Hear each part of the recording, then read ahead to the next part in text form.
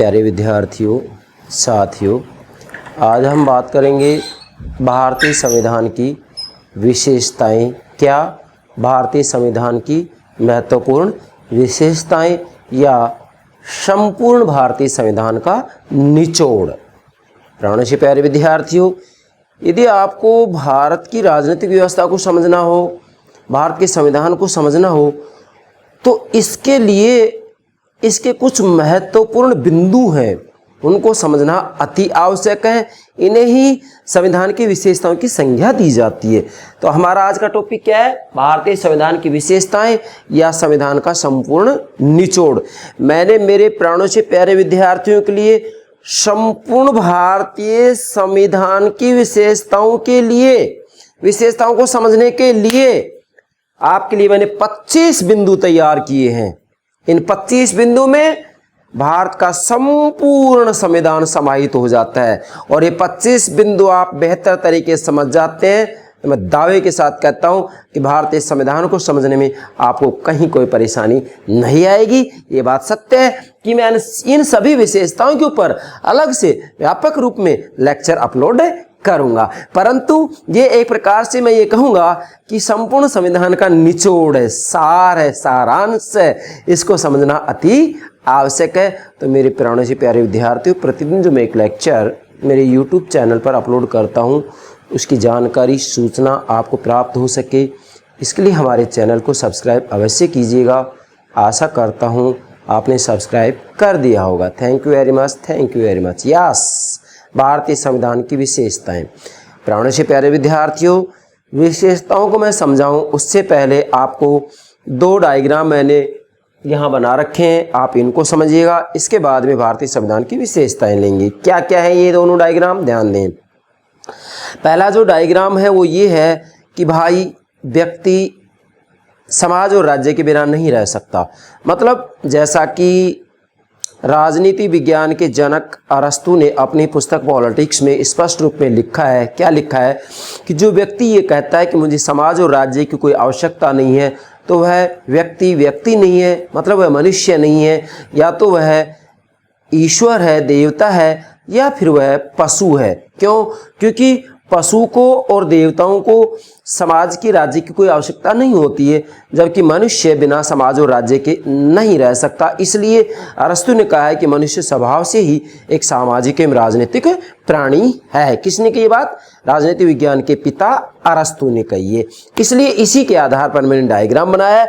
और दूसरा डायग्राम ये है कि वास्तविक रूप में देखो, चाहे पूरी दुनिया में किसी भी देश की बात करें या किसी भी राज्य की, राष्ट्र राज्य की बात करें, सभी राज्यों का, सभी राष्ट्र राज्यों का अपना एक जीवन मार्ग होता है जो कि उनकी आवश्यकताओं और परिस्थितियों के अनुसार चुना जाता है। उन राष्ट्र राज्यों का जो जीवन मार्ग होता है वह जीवन मार्ग ही वास्तविक रूप में संविधान होता है। अब हमें ये देखना है कि संविधान कहते किसे हैं।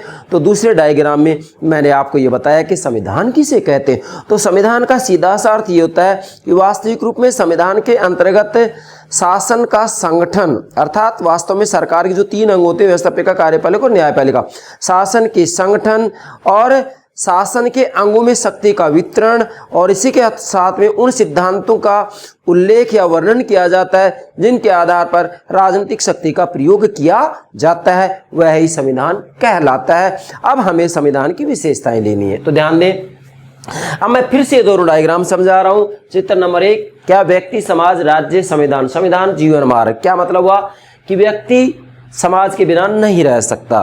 क्यों? क्योंकि जो व्यक्ति ये कहे कि मुझे समाज की आवश्यकता नहीं है, तो व्यक्ति नहीं है, मतलब वो मनुष्य नहीं है, या तो वह देवता है या वह पशु है। क्यों? क्योंकि देवताओं को और पशुओं को समाज की आवश्यकता नहीं होती है। व्यक्ति समाज के बिना नहीं रह सकता, इसलिए मनुष्य स्वभाव से सामाजिक प्राणी है, इसलिए व्यक्ति समाज के बिना नहीं रह सकता। और समाज का जो संगठित रूप होता है वो राज्य कहलाता है। समाज का संगठित रूप क्या कहलाता है? राज्य कहलाता है। मतलब समाज राज्य के बिना नहीं रह सकता। और फिर दुनिया में चाहे कोई भी राज्य क्यों ना हो, सभी राज्यों का अपना संविधान होता है, अर्थात वास्तविक रूप में सभी राज्यों का अपना एक जीवन मार्ग होता है। एक जीवन मार्ग तय किया जाता है जिसके आधार पर अपने लक्ष्य को प्राप्त कर सके। तो वास्तविक रूप में राज्य का जो जीवन मार्ग होता है वही संविधान कहलाता है। वही एक प्रकार से क्या होता है? संविधान होता है। अब वास्तव में संविधान का अर्थ क्या है? तो मैंने यहाँ संकेत दिया है संविधान का अर्थ अर्थात वास्तविक रूप में शासन का संगठन, मतलब संविधान में शासन के संगठन का उल्लेख किया जाता है और अंगों में शक्ति का वितरण किया जाता है। अंग मतलब जो शासन के अंग होते हैं, 3 व्यवस्थापिका, कार्यपालिका और न्यायपालिका में शक्ति का वितरण किया जाता है और सामान्य सिद्धांतों का निर्धारण किया जाता है जिसके आधार पर राजनीतिक शक्तियों का प्रयोग किया जाता है। तो संविधान का सीधा सा अर्थ क्या होगा? संविधान का सीधा सा अर्थ ये होगा कि वास्तविक रूप में संविधान उसे कहते हैं जिसके अंतर्गत शासन के संगठन का वर्णन किया जाता है और उन अंगों में शक्ति के वितरण का उल्लेख किया जाता है। इसी के साथ में उन सिद्धांतों का, उन सामान्य सिद्धांतों का निर्धारण किया जाता है जिनके आधार पर राजनीतिक शक्ति का प्रयोग किया जाता है। इन सभी का समुच्चय ही संविधान कहलाता है। अब हमें तो भारत के संविधान की विशेषताएं देखनी है। तो इसका मतलब भारत में शासन के संगठन की क्या व्यवस्था की गई है, सरकार के अंगों में शक्ति का वितरण किस प्रकार से किया गया है और यहाँ कौन से सामान्य सिद्धांतों का निर्धारण किया गया है। जैसे मान लीजिएगा हमारे यहाँ पर समाजवाद के सिद्धांत को जो है निर्धारित किया गया है, भारतीय संविधान की प्रस्तावना में इसको उल्लेखित किया गया है। इसी के साथ में हमारे यहाँ पर संविधान निर्माताओं को जो लक्ष्य रखा गया है वास्तविक रूप में उन्होंने क्या रखा है, लोक कल्याणकारी राज्य की स्थापना। और लोक कल्याणकारी राज्य की स्थापना के लिए संविधान के अंतर्गत नीति निर्देशक तत्वों का उल्लेख किया गया है। मतलब नीति निर्देशक तत्वों के अंतर्गत इन्हीं बातों को उल्लेख किया गया है कि लोक कल्याणकारी राज्य की स्थापना कैसे की जाए, मतलब सरकार नीति निर्देशक तत्वों के आधार पर कानून बनाए। तो वास्तव में इन सभी का जो समुच्चय होता है, समग्र होता है, वह एक प्रकार से संविधान कहलाता है। अब हम बात करेंगे भारतीय संविधान की विशेषताएं। प्राणों से प्यारे विद्यार्थियों, ये केवल 25 बिंदु नहीं है, बल्कि मैं ये कहूँगा कि संपूर्ण भारतीय संविधान का निचोड़ है। तो यहाँ तक दोनों डायग्राम समझ में आ गए। अब हम शुरू करते हैं इसकी विशेषताओं को। बेटा ध्यान दीजिएगा, ये केवल बिंदु नहीं है बल्कि भारत के संविधान का संपूर्ण निचोड़, सारांश, सार है। नंबर 1, पहली विशेषता है लोकप्रिय प्रभु सत्ता पर आधारित संविधान। अर्थात वास्तविक रूप में भारत का जो संविधान है वह वास्तविक रूप में भारत की जनता के द्वारा बनाया गया है। क्यों? क्योंकि जनता के द्वारा संविधान सभा के सदस्यों को चुना गया, उसके बाद संविधान सभा ने संविधान का निर्माण किया। इसलिए हम कह सकते हैं कि जो भारत का संविधान है वास्तविक रूप में लोकप्रिय प्रभुसत्ता पर आधारित संविधान है। मतलब भारत के संविधान का निर्माण भारत की जनता के द्वारा किया गया। ये बात सत्य है कि प्रत्यक्ष रूप में जनता ने नहीं किया है, लेकिन जनता ने अपने प्रतिनिधि चुने हैं और उन प्रतिनिधियों के आधार पर संविधान सभा गठित की गई है। संविधान सभा किसे कहते हैं? संविधान निर्माण के लिए गठित प्रतिनिधि सभा को संविधान सभा कहा जाता है।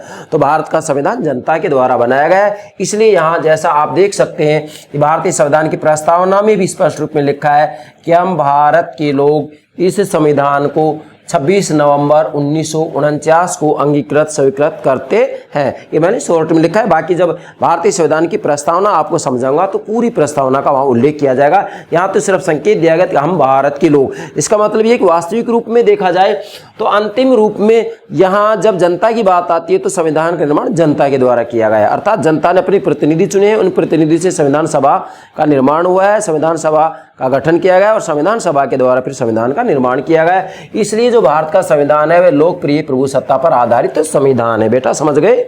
दूसरी विशेषता बेटा ध्यान दें, निर्मित, लिखित और सर्वाधिक व्यापक संविधान। बेटा ध्यान दें, निर्मित, लिखित और सर्वाधिक व्यापक संविधान। देखिएगा वास्तव में किसी भी देश के संविधान का जब हम अध्ययन करते हैं तो या तो निर्मित होता है या विकसित होता है। तो ब्रिटेन का संविधान एक विकसित संविधान है क्योंकि ब्रिटेन के संविधान का लगभग 1800 वर्ष हो गया, अभी धीरे धीरे विकास हो रहा है। मतलब जैसे भारत के संविधान की बात आए तो हम कहेंगे भारत का संविधान निर्मित संविधान है, संविधान सभा के द्वारा इसका निर्माण किया गया, निश्चित समय में किया गया, 2 वर्ष 11 माह और 18 दिन में। लेकिन ब्रिटिश संविधान के बारे में ऐसा कोई निश्चित समय नहीं बता सकते हम, बल्कि हम ये कहेंगे कि लगभग 18 वर्ष हो गए। कितने? 1800 वर्ष हो गए ब्रिटेन के संविधान का धीरे धीरे परंपराओं के माध्यम से विकास हो रहा है। इसलिए भारत का संविधान एक निर्मित संविधान है। क्यों है निर्मित संविधान? क्योंकि भारत के संविधान का निर्माण एक संविधान सभा के द्वारा किया गया है। संविधान सभा किसे कहते हैं? संविधान निर्माण के लिए गठित प्रतिनिधि सभा को संविधान सभा कहा जाता है। तो भारत के संविधान का निर्माण एक निश्चित समय में संविधान सभा के द्वारा किया गया है। इसलिए भारत का संविधान एक निर्मित संविधान है। इसी के साथ में भारत का संविधान लिखित संविधान है।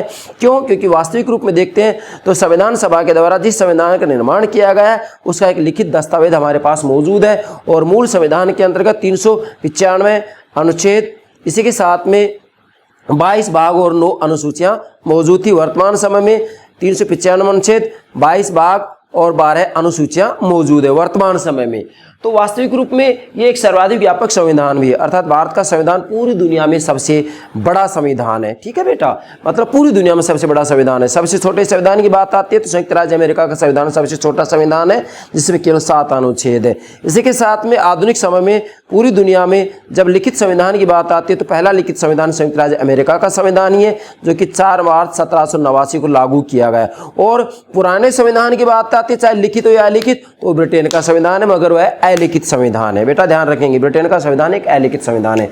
जैसा कि जेनिंग्स ने कहा भी है कि भारत का संविधान विश्व का सर्वाधिक व्यापक संविधान है। नोट करें, किसने की ये बात? जेनिंग्स ने कहा है कि भारत का संविधान विश्व का सर्वाधिक व्यापक संविधान है। किसने की ये जेनिंग्स ने। नोट करेंगे, भारत का संविधान विश्व का सर्वाधिक व्यापक संविधान है। किसने कहा है? जेनिंग्स ने की ये बात। अब बेटा तीसरी विशेषता लेंगे हम, संपूर्ण प्रभुत्व संपन्न लोकतांत्रिक गणराज्य। बेटा इसमें 3 बात आ गई आपको समझना है तीनों बातें। क्या? एक तो संपूर्ण प्रभुत्व संपन्न, दूसरा लोकतांत्रिक, तीसरा गणराज्य। बेटा ध्यान देंगे, संपूर्ण प्रभुत्व संपन्न का मतलब यह है कि वास्तविक रूप में जो भारत का संविधान है वह आंतरिक रूप में और बाहरी रूप में पूर्ण रूप में संप्रभु है। अर्थात ना तो ये आंतरिक रूप में किसी भी संस्था विशेष के दबाव में है और ना ही यह बाहरी रूप में किसी भी देश के दबाव में। अर्थात ये आंतरिक और बाहरी रूप में अपने स्वतंत्र रूप में निर्णय ले सकता है, मतलब व्यवस्थापिका के द्वारा स्वतंत्र रूप में निर्णय लिए जा सकते हैं। ये किसी भी रूप में आंतरिक या बाहरी रूप में किसी के दबाव में नहीं है। दूसरा है लोकतांत्रिक। लोकतांत्रिक का मतलब ये है कि वास्तविक रूप में जो भारतीय संविधान है वह, देखिएगा भाई, यहाँ ये जनता के द्वारा निर्मित संविधान है, या हम ये कहें कि अंतिम रूप में भारत के अंतर्गत जो शक्ति का वास है वह जनता में। जैसे यहाँ लिखा है हम भारत के लोग, मतलब वास्तविक रूप में अंतिम रूप में जो प्रभु सत्ता है वह जनता के हाथों में है। तो इसलिए ये एक लोकतांत्रिक संविधान है। इसी के साथ में ये गणराज्य भी है। गणराज्य क्यों है? इसका मतलब ये होगा कि वास्तविक रूप में भारत के अंतर्गत जो कार्यपालिका का औपचारिक अध्यक्ष है, जिसे राज्याध्यक्ष कहते हैं या राज्य का अध्यक्ष कहते हैं, वो राष्ट्रपति और राष्ट्रपति निर्वाचित है। जब किसी भी देश का राज्याध्यक्ष निर्वाचित होता है तो उसे गणराज्य कहा जाता है या गणतंत्र कहा जाता है। तो भारत में वास्तविक रूप में गणराज्य गणतंत्र को अपनाया गया। क्यों? क्योंकि भारत का राष्ट्रपति निर्वाचित है, चाहे वह अप्रत्यक्ष रूप में ही हो मगर है निर्वाचित। यदि ब्रिटेन की बात की जाती है तो ब्रिटेन में वास्तविक रूप में लोकतंत्र तो है, लेकिन वहां पर ये राजतंत्र है। क्यों? क्योंकि वहाँ वास्तविक रूप में जो संसद का प्रथम सदन है, लोक सदन, जनता के द्वारा निर्वाचित होता है। भारत में भी जो प्रथम सदन लोकसभा जनता के द्वारा निर्वाचित होता है, लेकिन वहाँ पर जो राज्य का अध्यक्ष होता है, जो कि राजा होता है, सम्राट होता है, वो निर्वाचित नहीं होता बल्कि वंशानुगत होता है। इसलिए ब्रिटेन में राजतंत्र और भारत में गणतंत्र है। और अमेरिका में भी गणतंत्र है। क्यों है? क्योंकि अमेरिका में भी जो कार्यपालिका का अध्यक्ष होता है, क्योंकि वहाँ अध्यक्षात्मक शासन प्रणाली है, तो वहाँ पर राज्य का अध्यक्ष और सरकार का अध्यक्ष एक ही होता है, जिसे राष्ट्रपति कहा जाता है। तो राष्ट्रपति भी निर्वाचित ही है, इसलिए अमेरिका में भी गणतंत्र या गणराज्य ही है। बेटा समझ गए तीनों बात? चलिए आगे बढ़ते हैं। चौथा है समाजवादी राज्य। भाई वास्तविक रूप में भारत के संविधान की चौथी विशेषता ये है कि यहाँ पर समाजवादी राज्य की स्थापना की गई है, और यह विशेषकर 42वें संविधान संशोधन के द्वारा भारतीय संविधान की प्रस्तावना में समाजवादी शब्द जोड़ा गया है। किसमें? भारतीय संविधान की प्रस्तावना में 42वें संविधान संशोधन के द्वारा समाजवादी शब्द जोड़ा गया है। इससे पहले समाजवादी शब्द प्रस्तावना में नहीं था, लेकिन कहां पर जोड़ा गया है? संविधान की प्रस्तावना में। तो यहां पर कुछ कमी है। कमी क्या है कि एक तो जो भारतीय संविधान की प्रस्तावना न्याय योग्य नहीं है, इसलिए आप मान लीजिएगा समाजवादी राज्य के जो मूल मान्यताएं होती है उसके आधार पर यदि कार्य नहीं किए जा रहे, तो ऐसी स्थिति में ये न्याय की शरण नहीं ली जा सकती, मतलब न्याय योग्य नहीं है। कौन नहीं है न्याय योग्य? प्रस्तावना न्याय योग्य नहीं है, तो समाजवादी शब्द का प्रयोग प्रस्तावना में किया गया है और प्रस्तावना न्याय योग्य नहीं है। एक बात तो ये, और दूसरा ये कि जो समाजवादी शब्द है वो अस्पष्ट है, इसका कोई निश्चित अर्थ नहीं है। ठीक है, तो ये इसकी चौथी विशेषता होगी। पांचवी विशेषता धर्मनिरपेक्ष राज्य। वास्तविक रूप में ये भी 42वें संविधान संशोधन के अंतर्गत प्रस्तावना में ही जोड़ा गया है। भारतीय संविधान की प्रस्तावना में धर्मनिरपेक्ष राज्य जो शब्दावली है वह भी 42वें संविधान संशोधन में ही जोड़ा गया है, प्रस्तावना में ही जोड़ा गया है। फिर से कह रहा हूं, प्रस्तावना में जोड़ा गया है। भारतीय संविधान की प्रस्तावना अभी तक मात्र एक ही संशोधन किया गया है, 42वां संविधान संशोधन। ध्यान देंगे, एक ही संशोधन हुआ अभी तक प्रस्तावना में। तो ये धर्मनिरपेक्ष राज्य मतलब धर्मनिरपेक्षता का जो प्रावधान किया गया, जो सब जोड़ा गया है 42वें संविधान संशोधन में जोड़ा गया है। इसका अर्थ ये होगा कि राज्य की दृष्टि में सभी धर्म समान होंगे, किसी भी धर्म विशेष को विशेष संरक्षण नहीं दिया जाएगा। ठीक है बेटा। छठा विशेषता है कठोरता और लचीलेपन का समन्वय। देखिएगा, वास्तविक रूप में जब संविधान में संशोधन का अध्ययन किया जाता है या संविधान में संशोधन की पद्धति का अध्ययन किया जाता है, तो संविधान में संशोधन की पद्धति के आधार पर पूरी दुनिया में मुख्यतः दो प्रकार के संविधान होते हैं, या तो लचीला संविधान होगा या कठोर संविधान होगा। जैसे मान लीजिएगा ब्रिटेन का संविधान लचीला संविधान है, अमेरिका का संविधान कठोर संविधान है। लेकिन भारत का संविधान ना तो ब्रिटेन के संविधान की तरह पूर्ण रूप में लचीला है और ना ही अमेरिका के संविधान की तरह पूर्ण रूप में कठोर है। मैंने ब्रिटेन के संविधान और अमेरिका के संविधान के ऊपर अलग से जो है वीडियो अपलोड कर दिए, प्ले लिस्ट में देख सकते हैं। पूरा ब्रिटेन का संविधान भी मैंने अपलोड कर रखा है और अमेरिका का भी पूरा संविधान मैंने अपलोड कर रखा है। जिन विद्यार्थियों की इसकी आवश्यकता हो प्ले लिस्ट में देख सकते हैं। बेटा ध्यान देंगे, कठोरता और लचीलेपन का समन्वय, इसका मतलब यह है कि भारत के अंतर्गत ब्रिटेन और अमेरिका, अर्थात ब्रिटेन का संविधान लचीला है, अमेरिका का संविधान कठोर है, और भारत में इन दोनों का बीच का मार्ग अपनाया गया है, मतलब मध्यम मार्ग अपनाया गया है। क्यों अपनाया गया है? क्योंकि वास्तविक रूप में भारतीय संविधान के अंतर्गत जो संशोधन किया जाता है, संशोधन की 3 प्रक्रियाएं होती हैं। एक तो ये होता है, क्या होता है कि संसद सामान्य बहुमत से संविधान में संशोधन करे। दूसरा होता है संसद विशिष्ट बहुमत से संविधान में संशोधन करे। तीसरा होता है संसद का विशिष्ट बहुमत और आधे राज्यों का समर्थन। 3 बातें होगी। तो वास्तव में कुछ ऐसे विषय होते हैं जिनमें संसद साधारण बहुमत से संशोधन कर सकती है, तो ये लचीलेपन का उदाहरण हो गया। और तीसरा जो प्रक्रिया वो ये है कि संसद का विशिष्ट बहुमत और आधे राज्यों का समर्थन भी जरूरी होता है, तो ये कठोरता का प्रतीक हो गया। तो वास्तविक रूप में भारत के अंतर्गत संविधान में संशोधन की जो पद्धति अपनाई गई है वो ना तो लचीली है ना कठोर है, बल्कि दोनों का समन्वय किया गया है। मतलब भारत के अंतर्गत संविधान में संशोधन का जो मार्ग है मध्यम मार्ग अपनाया गया। इसलिए कहा जा सकता है कि ब्रिटेन के अंतर्गत जो संविधान में संशोधन है वो लचीले तरीके से किया जाता है, जबकि अमेरिका में कठोर। और भारत की बात आती है तो भारत में जो संविधान संशोधन की प्रक्रिया ना तो पूर्ण रूप में लचीली है और ना ही अधिक कठोर है, बल्कि दोनों के बीच का मार्ग अपनाया गया है। इसलिए यहाँ लिखा है कठोरता और लचीलेपन का समन्वय। अब यहाँ 2 बातें और समझेंगे, कठोर संविधान किसे कहते हैं, लचीला संविधान किसे कहते हैं। देखिएगा बेटा, जब किसी भी देश के संविधान के अंतर्गत साधारण कानून और संवैधानिक कानून को बनाने की प्रक्रियाएं अलग अलग होती हैं तो उसे कठोर संविधान कहा जाता है, जैसा कि अमेरिका में। और जब किसी भी देश के अंतर्गत संवैधानिक कानून और साधारण कानून को बनाने की प्रक्रिया एक जैसी होती है तो उसे लचीला संविधान कहते हैं, जैसा कि ब्रिटेन में। जबकि भारत की बात आती है तो भारत के अंतर्गत दोनों बातें मौजूद हैं। इसलिए हमें कह सकते हैं कि भारत के अंतर्गत संविधान में संशोधन की जो पद्धति है उसके अंतर्गत कठोरता और लचीलेपन का समन्वय किया गया है। मतलब यहाँ ब्रिटेन और अमेरिका के बीच का मार्ग अपनाया गया है। ठीक है बेटा। चलिए, 7वीं विशेषता है संसदात्मक शासन व्यवस्था। बेटा ध्यान देंगे, देखो वास्तव में जब कार्यपालिका और व्यवस्थापिका के आपसी संबंधों का अध्ययन किया जाता है तो आपसी संबंधों के आधार पर पूरी दुनिया में मुख्यतः 2 प्रकार के प्रतिमान उभरकर सामने आते हैं। एक तो होता है संसदात्मक शासन प्रणाली, दूसरा होता है अध्यक्षात्मक शासन प्रणाली। अध्यक्षात्मक शासन प्रणाली में कार्यपालिका और व्यवस्थापिका एक दूसरे से पूर्ण रूप में पृथक पृथक होती है, अलग अलग होती हैं। क्यों? क्योंकि अध्यक्षात्मक शासन प्रणाली में कार्यपालिका व्यवस्थापिका में से नहीं निकलती है, ना ही कार्यपालिका व्यवस्थापिका के प्रति उत्तरदायी होती है, और ना ही कार्यपालिका और व्यवस्थापिका एक दूसरे को समय से पहले पद से हटा सकते, मतलब समय से पहले पद से नहीं हटा सकते। व्यवस्थापिका और कार्यपालिका का कार्यकाल निश्चित स्थायी होता है, जैसा संयुक्त राज्य अमेरिका में। अब भारत में तो वास्तविक रूप में संसदात्मक शासन प्रणाली को अपनाया गया है। अब संसदात्मक शासन प्रणाली की जो जननी हो ब्रिटेन है, मतलब ब्रिटेन में संसदात्मक शासन प्रणाली को अपनाया गया सबसे पहले। ब्रिटेन का जो संविधान है वह सभी संविधानों की जननी है। ब्रिटेन का जो संविधान है सभी मंत्रिमंडलों की जननी है, मंत्रिमंडल की जननी है, प्रधानमंत्री पद की जननी है, 2 सदनी व्यवस्थापिका की जननी है, ब्रिटेन ही है ये।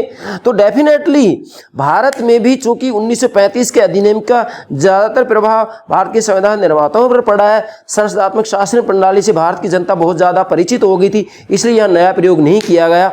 और ब्रिटेन में जो संसदात्मक शासन प्रणाली को अपनाया गया था उसी प्रतिमान को भारत में भी अपनाया गया, जिसे क्या नाम दिया गया, संसदात्मक शासन प्रणाली।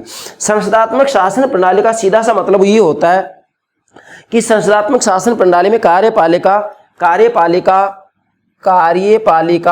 व्यवस्थापिका के प्रति उत्तरदायी होती है। मतलब जो मंत्रिमंडल होता है वह वास्तविक रूप में संसद के प्रति उत्तरदायी होता है, और वास्तविक रूप में जो शक्ति का प्रयोग किया जाता है वह मंत्रिमंडल के द्वारा ही किया जाता है। मतलब जो मंत्रिमंडल होता है, मंत्रिमंडल और प्रधानमंत्री वो वास्तविक रूप में राजनीतिक कार्यपालिका का मुख्य रूप में प्रयोग करते हैं, या राजनीतिक शक्ति का मुख्य रूप में जो प्रयोग करता है वह राजनीतिक कार्यपालिका ही करती है, मंत्रिमंडल सहित प्रधानमंत्री। तो वास्तव में जो मंत्रिमंडल होता है वह संसद अर्थात विशेषकर लोकसभा के प्रति उत्तरदायी होता है, इसलिए इसे मतलब संसद के प्रति उत्तरदायी है विशेषकर लोकसभा के प्रति। तो संसद के प्रति कार्यपालिका मतलब मंत्रिमंडल उत्तरदायी है, तो इसी कारण इसे संसदीय प्रणाली कहा जाता है। मतलब वास्तव में तो संसद के प्रति उत्तरदायी है, लेकिन शक्ति का प्रयोग कौन कर रहा है? कार्यपालिका कर रहा है, पर संसद के प्रति उत्तरदायी है। संसद के अंतर्गत मंत्रिमंडल के सदस्यों को जवाब देना पड़ता है, इनसे प्रश्न पूछे जाते हैं। और यदि मान लीजिएगा कार्यपालिका के कार्यों में व्यवस्थापिका को संसद को विश्वास नहीं है तो इनके विरुद्ध अविश्वास प्रस्ताव लाया जा सकता है। अविश्वास प्रस्ताव यदि पारित हो जाता है तो मंत्रिमंडल को त्यागपत्र देना पड़ता है। कहने का भावार्थ यह है कि मंत्रिमंडल संसद के प्रति उत्तरदायी होता है, इसलिए इसे संसदात्मक शासन प्रणाली कहा जाता है। दूसरे रूप में कहेंगे तो संसदात्मक शासन प्रणाली में कार्यपालिका और व्यवस्थापिका, जैसे भारत में कार्यपालिका और व्यवस्थापिका, वास्तव में कार्यपालिका और व्यवस्थापिका में घनिष्ठ संबंध होता है। संसदात्मक शासन प्रणाली में कार्यपालिका व्यवस्थापिका में से निकलता है। कार्यपालिका व्यवस्थापिका के प्रति उत्तरदायी होता है। व्यवस्थापिका कार्यपालिका के विरुद्ध अविश्वास प्रस्ताव ला सकता है। कार्यपालिका व्यवस्थापिका अर्थात संसद मतलब लोकसभा का विघटन भी करा सकता है, मतलब दोनों का कार्यकाल भी अनिश्चित होता है। अर्थात कार्यपालिका व्यवस्थापिका को विघटित कर सकती है। इसी के साथ में व्यवस्थापिका मतलब लोकसभा मंत्रिमंडल अर्थात कार्यपालिका के विरुद्ध अविश्वास प्रस्ताव ला सकता है। मतलब ये दोनों एक दूसरे को समय से पहले पद से हटा सकते हैं, इसलिए संसदात्मक शासन प्रणाली में कार्यपालिका और व्यवस्थापिका का कार्यकाल अनिश्चित होता है। एक बात और ध्यान रखेंगे, संसदात्मक शासन प्रणाली में निश्चित रूप में कार्यपालिका के दो प्रधान होंगे।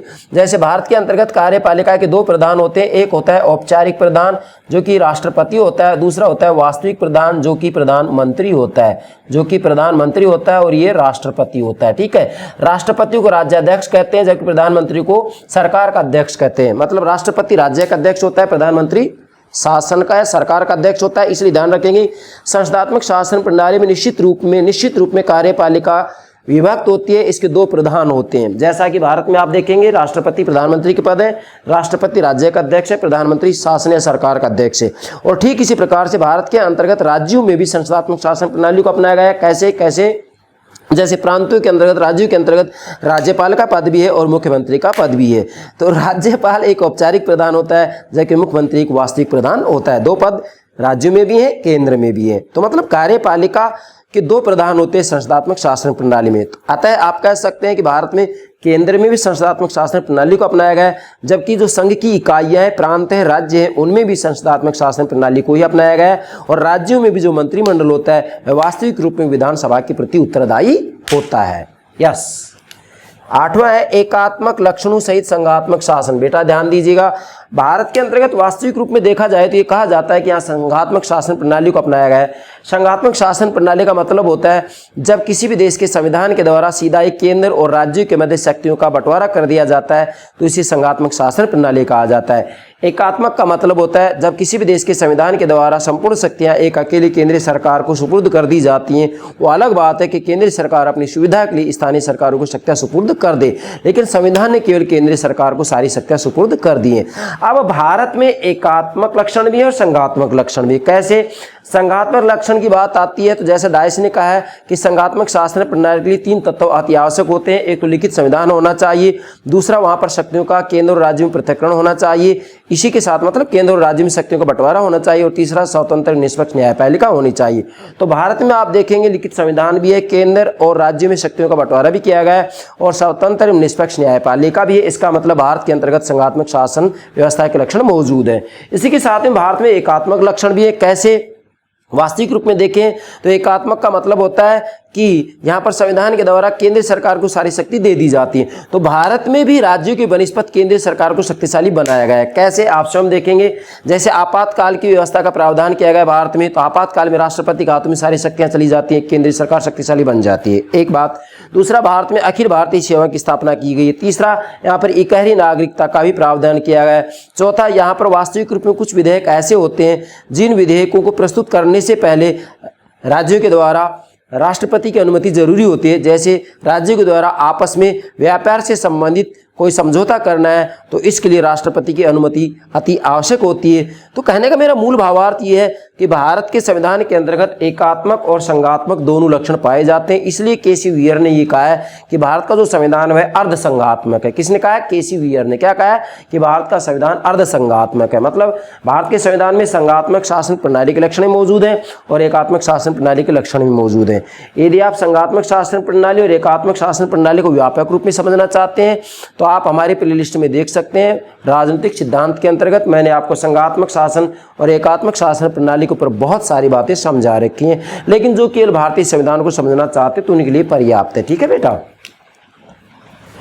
9वां है संसदीय प्रभुता और न्यायिक सर्वोच्चता में समन्वय। भारतीय संविधान के अंतर्गत वास्तविक रूप में संसदीय प्रभुता और न्यायिक सर्वोच्चता में भी समन्वय स्थापित किया गया है। देखो इसका मतलब क्या है? वैसे देखें तो हम संपूर्ण भारतीय संविधान के अंतर्गत समन्वयात्मक पद्धति को अपनाया गया है, मतलब भारत के संविधान में दो विरोधी तत्वों में समन्वय स्थापित किया गया है, इसे ही समन्वयात्मक पद्धति कहते हैं। तो आप देखेंगे यहाँ पर भी समन्वय की बात आ रही है, यहाँ पर भी समन्वय की बात आ रही है, और भी काफी जगह है जिनके अंतर्गत समन्वय की ही बात आती है। यहाँ भी देखेंगे आप एकात्मक और संघात्मक, यहाँ भी समन्वय किया जा रहा है। तो इसका मतलब हम यदि पूरे भारतीय संविधान की बात करें तो पूरे भारतीय संविधान में ही समन्वयात्मक पद्धति को अपनाया गया है, मतलब दो विरोधी तत्वों में समन्वय स्थापित किया गया है। जैसे आप देखेंगे संसदीय प्रभुता, तो संसदीय प्रभुता की बात आती है तो वास्तविक रूप ब्रिटेन के अंतर्गत संसद की संप्रभुता के सिद्धांत को अपनाया गया, अर्थात ब्रिटेन में वहाँ की संसद जैसा कानून बनाना चाहे वैसा कानून बना सकती है। वहाँ की न्यायपालिका भी संसद के द्वारा बनाए गए कानूनों का अवैध घोषित नहीं कर सकती। तो ये तो होगा संसद की संप्रभुता। दूसरा, अमेरिका के अंतर्गत न्यायिक सर्वोच्चता को अपनाया गया, अर्थात संयुक्त राज्य अमेरिका के अंतर्गत वास्तविक रूप में न्यायपालिका को पूर्ण रूप में सर्वोच्च माना गया है। न्यायपालिका के द्वारा अमेरिका की व्यवस्थापक अर्थात कांग्रेस के द्वारा किसी भी प्रकार का कोई कानून यदि संविधान के विरुद्ध बनाया जाता है तो वहां की न्यायपालिका उसका अवैध घोषित कर सकती है। परंतु भारत में इन दोनों के बीच का रास्ता अपनाया गया है। कैसे अपनाया गया है? ये बात सत्य है कि भारत में संसद सर्वोच्च है, परंतु इसके बाद ये भी सत्य है कि यदि संसद ने संविधान के विरुद्ध कोई कानून बनाया तो हमारा सर्वोच्च न्यायालय उसको अवैध घोषित कर सकता है। पर इसके साथ ये भी सत्य है, क्या सत्य है? कि न्यायपालिका इतनी सर्वोच्च नहीं है, इतनी शक्तिशाली नहीं है जितनी कि संयुक्त राज्य अमेरिका है। क्यों? क्योंकि भारत की संसद वास्तविक रूप में न्यायपालिका की शक्तियों में कमी कर सकती है। इसी के साथ में न्यायपालिका के लिए अन्य सेवा शर्तें भी निर्धारित कर सकती है। कौन? संसद। इसलिए भारत में ना तो ब्रिटेन की तरह संसद पूर्ण रूप में संप्रभु है और ना ही अमेरिका की तरह न्यायपालिका पूर्ण रूप में संप्रभु या सर्वोच्च है, बल्कि भारत के अंतर्गत संसद की संप्रभुता और न्यायिक सर्वोच्चता के बीच का रास्ता अपनाया गया है। मतलब ना तो अमेरिका की तरह का रास्ता है ना ब्रिटेन की तरह का रास्ता है, बल्कि दोनों के बीच का रास्ता अपनाया गया है। ठीक है बेटा। अब मान लीजिएगा आप संसद की संप्रभुता को समझना चाहें तो ब्रिटिश संविधान को आप समझेंगे, प्लेलिस्ट में देखेंगे, और यदि न्यायिक सर्वोच्चता को समझना चाहें तो अमेरिका का संविधान मैंने अपलोड कर रखा है, प्लेलिस्ट में देख सकते हैं। ठीक है बेटा। 10वीं विशेषता है मौलिक अधिकार और मूल कर्तव्य। देखिएगा बेटा, किसी भी देश के संविधान का यदि आपको निष्पक्ष रूप में विश्लेषण करना हो और ये देखिए कि वह संविधान श्रेष्ठ है या नहीं, तो मैं दावे के साथ कहता हूं केवल आप अधिकार के आधार पर उसका अध्ययन कर सकते हैं कि उस संविधान में नागरिकों के अधिकारों की चर्चा की गई है या नहीं। तो भारत के संविधान के अंतर्गत हम देखेंगे, भारतीय संविधान के अंतर्गत स्पष्ट रूप में भाग 3 के अंतर्गत भाग 3 के अंतर्गत अनुच्छेद 12 से लेकर 35 तक मौलिक अधिकारों का जिक्र किया गया है। भाग 3 के अंतर्गत पूरा एक अध्याय है मौलिक अधिकारों का। अधिकार किसे कहते हैं? राज्य के द्वारा व्यक्ति के व्यक्तित्व के विकास के लिए जो सुविधाएं दी जाती हैं वो अधिकार कहलाते हैं। और मूल अधिकार वो अधिकार होते हैं जिनको कि स्वयं सरकार के द्वारा, राज्य के द्वारा भी नहीं छीना जा सकता, उल्लंघन नहीं किया जा सकता, और यदि ऐसा किया जाता है तो व्यक्ति न्यायालय की शरण ले सकते हैं। अर्थात अनुच्छेद 32 के अंतर्गत संवैधानिक उपचारों के अधिकार की व्यवस्था की गई है कि अगर किसी भी अधिकार को छीना जाता है तो अनुच्छेद 32 के तहत व्यक्ति जो है उच्च न्यायालय, सर्वोच्च न्यायालय की शरण ले सकता है। बाकी मैं ये सब बातें व्यापक रूप में जब आपको मौलिक अधिकार समझाऊंगा तब बता दूंगा। ठीक है बेटा। तो मौलिक अधिकार, हाँ इतना जरूर ध्यान रखेंगे कि भारतीय संविधान का जो मूल संविधान था, प्रारंभ का जो संविधान है उसमें 7 मौलिक अधिकार दिए गए थे, परंतु भारतीय संविधान में 44वां संविधान संशोधन करते हुए संपत्ति के अधिकार को मौलिक अधिकार का दर्जा समाप्त कर दिया गया। अर्थात संपत्ति के अधिकार को मौलिक अधिकार का दर्जा समाप्त किया गया और इसे कानूनी अधिकार दे दिया गया। मतलब अब कुल मिला के भारतीय संविधान में केवल आपको 6 मौलिक अधिकार प्राप्त है। ठीक है बेटा, बाकी मौलिक अधिकार के ऊपर मैं अलग से लेक्चर अपलोड करूंगा, तब सारी बातें समझा दूंगा। अभी 6 अधिकार आपको प्राप्त है। 7वां जो अधिकार है संपत्ति का अधिकार, इसको एक कानूनी अधिकार घोषित कर दिया गया है। अब संपत्ति का अधिकार एक मौलिक अधिकार नहीं है। ठीक है बेटा, और मौलिक अधिकार और मूल कर्तव्य। अब बेटा ध्यान देंगे, देखो मूल कर्तव्य का उल्लेख भारत का जो मूल संविधान था, प्रारंभ में जो संविधान बना था, उस संविधान में मूल कर्तव्यों का कोई उल्लेख नहीं किया गया है। ये उल्लेख तो बाद में भारतीय संविधान में 42वां संविधान संशोधन किया गया। उस संविधान संशोधन में 4 क जोड़ा गया। 4 क क्या भाग 4 क जोड़ा गया और इसमें 10 मूल कर्तव्यों का उल्लेख किया गया। कितनों का? 10 मूल कर्तव्यों का। 10 मूल कर्तव्य कौन कौन से? मूल कर्तव्यों के ऊपर भी मैं अलग से लेक्चर अपलोड करूंगा, तब आपको मैं समझा दूंगा। परंतु इसके बाद में संविधान में 86वां संविधान संशोधन किया गया और इसमें 11वां कर्तव्य और जोड़ा गया। तो आज कुल मिला के 11 कर्तव्य है। और ये 11 कर्तव्य क्या है कि सभी अभिभावकों का, मतलब जो बच्चों के माता पिता हैं, संरक्षक है, उनका कर्तव्य होगा कि 6 से 14 वर्ष के बच्चों के लिए वो शिक्षा प्रदान करने के अवसर प्रदान करे। ये माता पिता का कर्तव्य होगा। 86वें संविधान संशोधन में ये 11वां कर्तव्य जोड़ा गया। तो अभी कुल मिला के हमारे संविधान में 11 मूल कर्तव्य। ठीक है बेटा, 11वां विशेषता है स्वतंत्र न्यायपालिका और अन्य स्वतंत्र अभिकरण। देखिएगा बेटा, भारतीय संविधान की यह भी महत्वपूर्ण विशेषता है कि हमारे यहाँ पर जो न्यायपालिका है वह स्वतंत्र है। वह किसी भी रूप में व्यवस्थापिका और कार्यपालिका के दबाव में आकर के कार्य नहीं करती है। इसी के साथ में स्वतंत्र न्यायपालिका के साथ साथ अन्य स्वतंत्र अभिकरण की भी व्यवस्था की गई है। जैसे हमारे यहाँ पर लोक सेवा आयोग है, एक स्वतंत्र अभिकरण है। इसी के साथ में हमारे यहाँ चुनाव आयोग है, एक स्वतंत्र अभिकरण है। इसी के साथ में हमारे यहाँ पर नियंत्रक एवं महालेखा परीक्षक की व्यवस्था भी की गई है, वो भी एक स्वतंत्र अभिकरण है। तो कहने का भावार्थ ये है कि यह भी भारतीय संविधान की एक महत्वपूर्ण विशेषता है। बाकी इन सब के ऊपर मैं अलग से लेक्चर अपलोड करूंगा। ये तो मैं एक निचोड़ रूप में आपको बता रहा हूं, जिससे कि आपकी पृष्ठभूमि तैयार हो जाए कि वास्तविक रूप में भारत का संविधान है क्या चीज। 12वीं विशेषता है नीति निर्देशक तत्व। बेटा, भारतीय संविधान के अंतर्गत नीति निर्देशक तत्वों का भी उल्लेख किया गया है। एक बात ध्यान देंगे, नीति निर्देशक तत्वों का जो प्रावधान है वास्तविक रूप में आयरलैंड से लिया गया है। आज हम पूरी दुनिया के संविधानों का यदि अध्ययन करते हैं तो केवल पूरी दुनिया में 2 ही देश ऐसे हैं जहां नीति निर्देशक तत्वों का उल्लेख किया गया है। एक तो आयरलैंड में और एक भारत में। भारत में आयरलैंड से ही नीति निर्देशक तत्वों को ग्रहण किया गया है। नीति निर्देशक तत्व क्या होते हैं? नीति निर्देशक तत्व जैसा नाम से स्पष्ट हो रहा है, नीति निर्देशक तत्व ऐसे तत्व होते हैं जो कि वास्तविक रूप में सत्ताओं के द्वारा, जैसे हम ये कहेंगे केंद्रीय सरकार के द्वारा, प्रांत या राज्यों की सरकारों के द्वारा जब कोई कानून बनाया जाए तो वास्तविक रूप में नीति निर्देशक तत्वों को ध्यान में रखते हुए कानून बनाए। अर्थात एक प्रकार से नीति निर्देशक तत्वों का जो लक्ष्य निर्धारित किया गया है, या हम ये कहें कि संविधान निर्माताओं का जो लक्ष्य था वो लोक कल्याणकारी राज्य की स्थापना था। और लोक कल्याणकारी राज्य की स्थापना के लिए ही भारतीय संविधान में नीति निर्देशक तत्वों का प्रावधान किया गया है। और ये कहा गया है कि वास्तविक रूप में केंद्रीय सरकार, राज्यों की सरकारें, स्थानीय सरकारें भी नीति निर्देशक तत्वों को ध्यान में रखते हुए ही कानून बनाएं।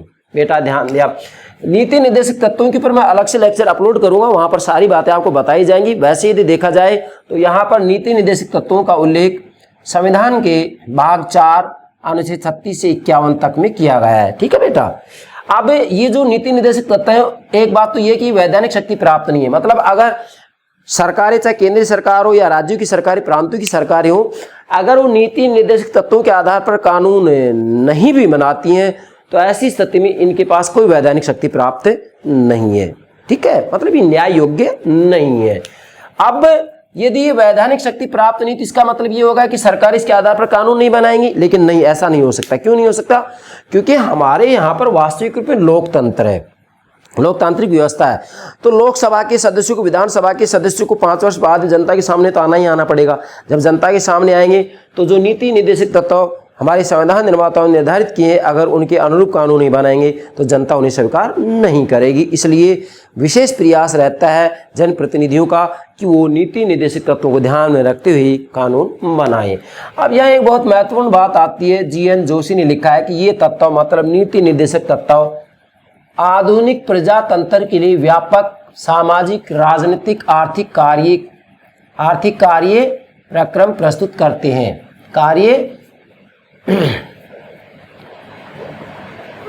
यहाँ शुद्धिकरण करेंगे, कार्यक्रम प्रस्तुत करते हैं। क्या, फिर से बोल रहा हूं मैं, ये एग्जाम पूछ लिया जाता है। GN जोशी एक विद्वान वो कह रहे हैं कि ये तत्व मतलब नीति निर्देशक तत्व आधुनिक प्रजातंत्र के लिए, मतलब आधुनिक प्रजा मतलब प्रजातंत्र, आधुनिक प्रजातंत्र के लिए व्यापक सामाजिक, राजनीतिक, आर्थिक कार्यक्रम प्रस्तुत करते हैं। कौन? नीति निर्देशक तत्व। अब नीति निर्देशक तत्वों के ऊपर मैं अलग से लेक्चर मेरे प्रेरणा से प्यारे विद्यार्थियों के लिए अपलोड करूंगा, तो वहाँ सारी बातें स्पष्ट हो जाएंगी। यहाँ तो संकेत दिया है मैंने।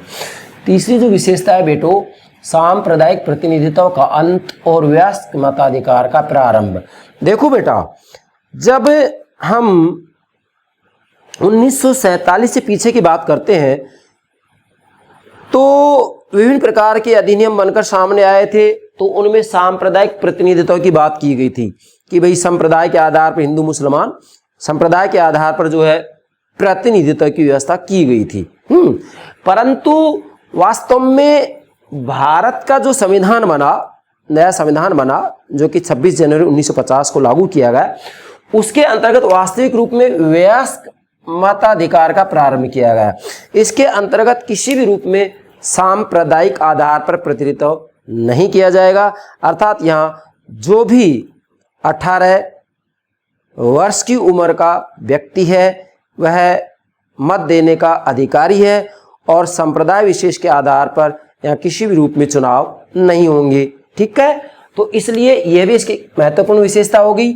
और यहाँ एक बहुत महत्वपूर्ण कोटेशन है, श्रीनिवासन कहते हैं कि नए संविधान, ध्यान देंगे बेटा, नए संविधान जो 26 जनवरी 1950 को लागू हुआ है, नए संविधान में महान, अर्थात नए संविधान की महान और क्रांतिकारी विशेषता यह है कि संविधान में सांप्रदायिक प्रतिनिधित्व का अंत किया गया और वयस्क मताधिकार का प्रारंभ किया है। किसने कही? ये श्रीनिवासन ने। क्या कहा? फिर से दोहरा रहा हूं, श्रीनिवासन कह रहे हैं क्या कि भारत के नए संविधान की महान और क्रांतिकारी विशेषता यह है, पूरा लिखेंगे, मैंने शॉर्ट में लिखा है, नए संविधान की महान और क्रांतिकारी विशेषता यह है कि संविधान में सांप्रदायिक प्रतिनिधित्व का अंत और वयस्क मताधिकार का प्रारंभ किया गया है। यहाँ पर एक वयस्क की जो आयु है कितनी है? 18 वर्ष है। ठीक है बेटा, ध्यान रखेंगे 18 वर्ष। 14 विशेषता है एकल नागरिकता। देखिएगा, वैसे देखा जाए तो चूंकि भारत में संघात्मक शासन प्रणाली को अपनाया गया और संघात्मक शासन प्रणाली में दोहरी नागरिकता होनी चाहिए, जैसे संयुक्त राज्य अमेरिका में संघात्मक शासन प्रणाली फेडरल सिस्टम है, तो वहाँ पर दोहरी नागरिकता है, एक संघ की नागरिकता है और दूसरा जिस राज्य का निवासी होता है उसकी नागरिकता है। परंतु भारत के अंतर्गत चूंकि एकात्मकता के लक्षणों को स्वीकार किया गया है, एकात्मकता और संघात्मकता के बीच का रास्ता अपनाया गया है, इसलिए वास्तव में यहाँ पर इकहरी नागरिकता को अपनाया गया है और इकहरी नागरिकता एकात्मक शासन प्रणाली का लक्षण है, ध्यान देंगे। जबकि संघात्मक शासन प्रणाली की जरूरी होता है कि दोहरी नागरिकता हो, परंतु भारत में एकल नागरिकता, इकहरी नागरिकता का ही प्रावधान किया गया है। मतलब हमसे कोई पूछे कि आपकी नागरिकता क्या है, तो हम ये नहीं कहेंगे कि हम राजस्थानी है, नहीं, हम ये कहेंगे हमारी नागरिकता भारतीय है, मतलब राजस्थानी, पंजाबी, गुजराती ऐसा नहीं बोलेंगे आप। 15 है सामाजिक समानता की स्थापना। बेटा ध्यान दीजिएगा, हमारे भारत के संविधान के अंतर्गत वास्तव में अन्य देशों के संविधान का अध्ययन करते हैं तो वहां पर सामाजिक समानता की स्थापना के लिए कोई विशेष प्रावधान नहीं किया जाता है, जबकि हमारे भारत में तो संविधान में स्पष्ट रूप में लिखा है, अनुच्छेद 17 में क्या अस्पृश्यता का अंत किया गया है। अनुच्छेद 17 में मतलब यहाँ पर विशेषकर सामाजिक समानता की स्थापना के ऊपर बल दिया गया है कि किसी भी रूप में जाति के आधार पर कोई भेदभाव नहीं किया जाएगा। ठीक है बेटा, 16 है। बाकी तो व्यापक बहुत रूप में हम आपको समझाएंगे, लेकिन ये मैं एक प्रकार से इसका जो खाका तैयार कर रहा हूँ एक निचोड़ रूप में, सार रूप में, जिससे कि आपको ये पता लगे कि आखिर भारत का संविधान है क्या चीज। और बेटा 16वीं विशेषता कल्याणकारी राज्य की स्थापना का आदर्श। देखिएगा बेटा, ये भारतीय संविधान की 16वीं विशेषता है कि यहाँ कल्याणकारी राज्य की स्थापना का आदर्श अपनाया गया है। कैसे? वास्तविक रूप में कल्याणकारी राज्य की स्थापना के आदर्श की बात आती है तो वो नीति निर्देशक तत्वों के अंतर्गत लिख दिया गया, अर्थात जो नीति निर्देशक तत्वों का प्रावधान किया गया है संविधान के भाग 4 के अंतर्गत, तो नीति निर्देशक तत्वों का जो लक्ष्य वास्तविक रूप में वह लोक कल्याणकारी राज्य की स्थापना करना ही है। इसलिए हम कह सकते हैं कि भारतीय संविधान के अंतर्गत वास्तव में कल्याणकारी राज्य की स्थापना के आदर्श को सामने रखा गया है और इनका उल्लेख नीति निर्देशक तत्वों के अंतर्गत किया गया है। चूंकि संविधान के जो निर्माता थे या संविधान निर्माताओं के द्वारा वास्तविक रूप में लोक कल्याणकारी राज्य की स्थापना के आदर्श को सामने रखा गया और इन आदर्शों का उल्लेख नीति निर्देशक तत्वों में किया गया है। 17वीं विशेषता है संपूर्ण देश के लिए एक संविधान। बेटा ध्यान देंगे, वास्तव में आज के दिन हम देखते हैं तो पूरे भारत के लिए एक संविधान है, परंतु इससे पहले जम्मू कश्मीर के बारे में अनुच्छेद 317 विशेष प्रावधान था, पर अब अनुच्छेद 317 को भी समाप्त कर दिया गया है। ऐसी स्थिति में आप कह सकते हैं कि संपूर्ण देश के लिए केवल एक ही संविधान है। जबकि संघात्मक शासन प्रणाली जहां होती है उसका ये लक्षण होता है कि केंद्र का अलग संविधान होता है, राज्यों का अलग संविधान होता है। जैसे कि अमेरिका के अंतर्गत संघात्मक शासन प्रणाली है तो वहां पर केंद्र का संविधान अलग होता है और सभी राज्यों का अपना अलग अलग संविधान है अमेरिका के अंतर्गत, जबकि भारत में राज्यों का अपना अलग अलग संविधान नहीं है। भारत में संपूर्ण देश के लिए एक ही संविधान है, तो संपूर्ण देश के लिए एक ही संविधान है, ये भी यहाँ एकात्मक शासन प्रणाली का ही लक्षण माना जाएगा। किसका लक्षण माना जाएगा? एकात्मक शासन प्रणाली का लक्षण माना जाएगा, क्योंकि संघात्मक शासन प्रणाली में केंद्र और राज्यों के अलग अलग संविधान होते हैं, जबकि भारत में केवल एक ही संविधान है संपूर्ण देश के लिए। जबकि इससे पहले अनुच्छेद 370 था तो तब ये बात जरूर आती थी कि भाई जम्मू कश्मीर में अलग से प्रावधान किया गया है, परंतु अब अनुच्छेद 370 को समाप्त कर दिया गया है, इसलिए संपूर्ण देश के लिए एक ही संविधान है। 18वीं विशेषता अल्पसंख्यकों व पिछड़े वर्गों को सुरक्षा। बेटा ध्यान दीजिएगा, भारतीय संविधान की यह भी एक विशेषता है कि भारत के अंतर्गत जो अल्पसंख्यक हैं, पिछड़े वर्ग हैं, जैसे अनुसूचित जाति, अनुसूचित जनजाति, अन्य पिछड़ा वर्ग, इसी के साथ में जो संख्या में बहुत कम है जिनको कि अल्पसंख्यक वर्गों की संख्या दी जाती है, उनका भी जो है भारतीय संविधान के भाग 15 में अनुच्छेद 330 से 342 में इसका विशेष उल्लेख किया गया है। इनकी चर्चा हम आगे चलकर व्यापक रूप में करेंगे, यहाँ एक बिंदु रूप में मैंने आपको बताया है। 19वीं विशेषता है एक राजभाषा, अर्थात भारतीय संविधान की यह भी एक महत्वपूर्ण विशेषता है। क्या विशेषता है कि वास्तविक रूप में वैसे देखें तो भारतीय संविधान के भाग 17 में अनुच्छेद 343 से 351 तक यहाँ वास्तविक रूप में भाषा से संबंधित उल्लेख किया गया है और इसके अंतर्गत हिंदी को राष्ट्रभाषा घोषित किया गया है।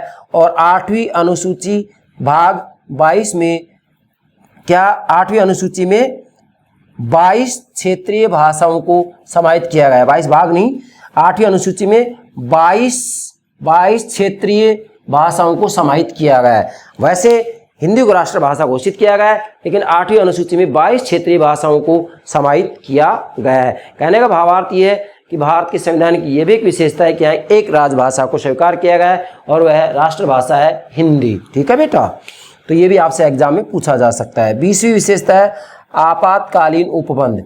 भारतीय संविधान की यह भी एक महत्वपूर्ण विशेषता है कि भारत के अंतर्गत संकट, युद्ध जैसी स्थिति का सामना करने के लिए आपातकाल का अलग से उपबंध या प्रावधान किया गया है, जिसका उल्लेख भारतीय संविधान के अनुच्छेद 352 से 360 तक किया गया है। इसका उल्लेख व्यापक रूप में हम जब राष्ट्रपति समझा रहे होंगे तो उसकी शक्तियों के अंतर्गत आपको समझाएंगे। यहाँ केवल संकेत दिया है बेटा मैंने। ठीक है बेटा। 21वीं विशेषता है राष्ट्रपति देश की एकता का प्रतीक। बेटा ध्यान देंगे, वास्तविक रूप में भारतीय संविधान की यह भी एक महत्वपूर्ण विशेषता है कि राष्ट्रपति देश की एकता का प्रतीक है। क्यों है देश की एकता का प्रतीक? क्योंकि भारत के अंतर्गत समस्त कार्य राष्ट्रपति के नाम से ही किए जाते हैं। जैसे ब्रिटेन में भी कोई कार्य होता है तो कहा जाता है महामहिम की सरकार, राजा की सरकार, ऐसे ही हमारे भारत के अंतर्गत भी समस्त कार्य राष्ट्रपति के नाम से ही किए जाते हैं, इसलिए राष्ट्रपति को भारत का प्रथम नागरिक माना जाता है। एक तो ये बात। दूसरा, वास्तविक रूप में ये सेनाओं का सर्वोच्च अध्यक्ष भी होता है, मतलब तीनों सेनाओं का सर्वोच्च अध्यक्ष भी जो है कौन होता है? राष्ट्रपति होता है। इसलिए राष्ट्रपति देश की एकता का प्रतीक होता है, तो ये भी एक विशेषता होगी इसकी। 22वीं विशेषता शांतिपूर्ण सह अस्तित्व तथा विश्व भ्रातृत्व मतलब बंधुता का लक्ष्य। अर्थात वास्तविक रूप में भारतीय संविधान की ये भी एक महत्वपूर्ण विशेषता है कि भारतीय संविधान के अंतर्गत शांतिपूर्ण सहअस्तित्व तथा विश्व में बंधुता या भ्रातृत्व का लक्ष्य सामने रखा गया। जैसे पंचशील सिद्धांत को हमारे यहाँ पर मान्यता दी गई है, जिसका उल्लेख वास्तविक रूप में मतलब शांतिपूर्ण सहअस्तित्व तथा विश्व भ्रातृत्व या बंधुता का लक्ष्य का उल्लेख भारतीय संविधान के अनुच्छेद 51 में किया गया है। ठीक है बेटा।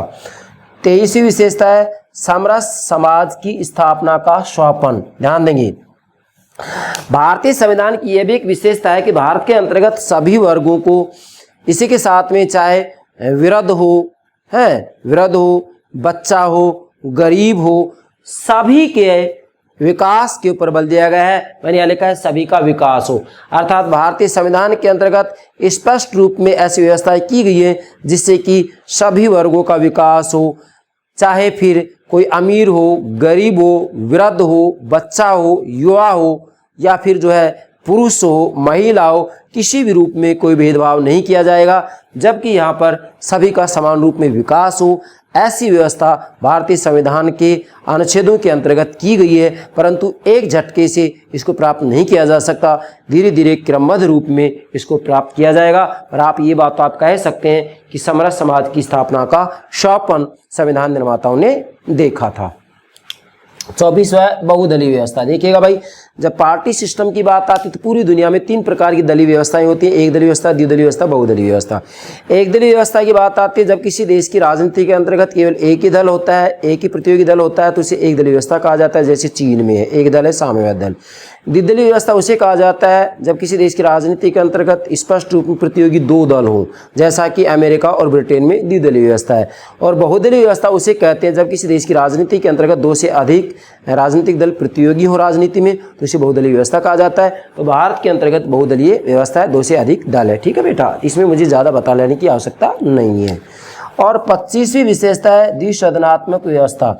मतलब जब व्यवस्थापिका के मतलब संसद के संगठन की बात आती है तो 2 सिद्धांत मुख्यतः होते हैं, या तो एक सदनीय व्यवस्थापिका के सिद्धांत को अपनाया जाता है, या द्विसदनीय या 2 सदनीय व्यवस्थापिका के सिद्धांत को अपनाया जाता है। एक सदनीय व्यवस्थापिका सिद्धांत का मतलब होता है कि जब व्यवस्थापिका में एक ही सदन हो तो उसे एक सदनीय व्यवस्थापिका कहा जाता है। जैसे चीन में है, एक ही सदन है, जिसे राष्ट्रीय जन कांग्रेस कहा जाता है।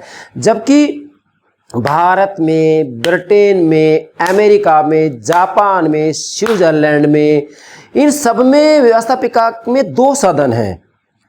अर्थात यहाँ इन देशों में द्विसदनीय व्यवस्थापिका के सिद्धांत को अपनाया गया है। तो भारत में भी द्विसदनीय व्यवस्थापिका के सिद्धांत को अपनाया गया है। मतलब भारत में भी व्यवस्थापिका में 2 सदन है, उन 2 सदनों के नाम है लोकसभा और राज्यसभा, इसलिए आप लिखेंगे द्विसदनात्मक व्यवस्था। मतलब भारत की जो व्यवस्थापिका है, आप इसको पूरा भी लिख सकते हैं द्विसदनात्मक व्यवस्थापिका। द्विसदनात्मक व्यवस्थापिका मतलब जो हमारी व्यवस्थापिका है उसमें 2 सदन है, लोकसभा और राज्यसभा। फिर कह रहा हूं कि व्यवस्थापिका के संगठन की जब बात आती है तो उसमें 2 सिद्धांत होते हैं, एक सदनीय व्यवस्थापिका का सिद्धांत और दूसरा द्विसदनीय व्यवस्थापिका का सिद्धांत। एक सदनीय व्यवस्थापिका का सिद्धांत का मतलब होता है कि जब व्यवस्थापिका में एक सदन हो तो उसे एक सदनीय व्यवस्थापिका कहा जाता है, जैसे चीन में राष्ट्रीय जन कांग्रेस। और जब किसी भी देश की व्यवस्थापिका में 2 सदन हो तो उसे द्विसदनीय व्यवस्थापिका कहा जाता है। जैसे भारत में 2 सदन है, लोकसभा राज्यसभा, ब्रिटेन में भी 2 सदन, लोक सदन लोकसभा, अमेरिका में भी 2 सदन है, प्रतिनिधि सभा और सीनेट। तो मेरे कहने का मूल भावार्थ यह है कि जब किसी भी देश की व्यवस्थापिका में 2 सदन होते हैं तो उसे द्विसदनात्मक व्यवस्थापिका कहा जाता है। तो भारत की व्यवस्थापिका में 2 सदन है, इसलिए इसे द्विसदनात्मक व्यवस्थापिका कहा जाता है। ये हो गए भारतीय संविधान की सभी महत्वपूर्ण विशेषताएं। मैंने आपको 25 बिंदुओं के आधार पर समझाया है। बेटा इन सब को आप क्रमबद्ध रूप में नोट कीजिएगा। पूरे भारतीय संविधान को समझने में आपको कतई कोई दिक्कत नहीं आएगी। तो मुझे पूरा विश्वास है आप भारतीय संविधान की विशेषताओं को एक सार के रूप में, एक निचोड़ के रूप में ठीक से समझ गए होंगे। Yes, okay, thank you very much, thank you very much.